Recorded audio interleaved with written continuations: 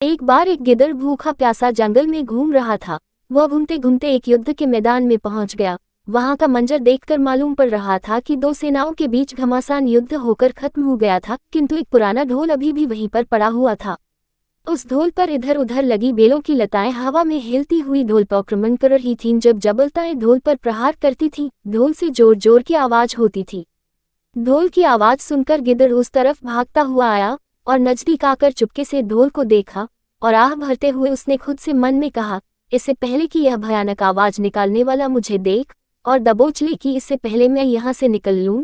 पर दूसरे ही पल उसे याद आया कि भय या आनंद के उद्वेग में सहसा कोई काम नहीं करना चाहिए, पहले भय के कारण की खोज करनी चाहिए। यह सोचकर वह ढोल के और भी करीब गया और देखा कि ढोल पर बेलों की लताएं चोट कर रही थी। गिद्ध ने भी स्वयं ढोल पर हौंक मारना शुरू कर दिया। ढोल और भी जोर से बज उठा।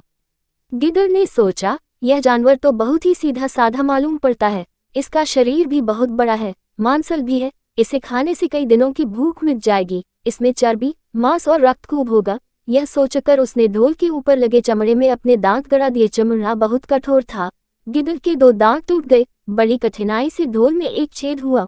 उस छेद को चौड़ा करके जब गिद्ध ने ढोल के अंदर घुसा तो यह देखकर बहुत निराश हुआ कि वह तो अंदर से बिल्कुल खाली है। उसमें तो रक्त, मांस और चर्बी है ही नहीं। इस कहानी को पढ़कर हमें यह सीख मिलती है कि शब्द मात्र से डरना नहीं चाहिए, बल्कि आगे बढ़कर उसे जानना चाहिए।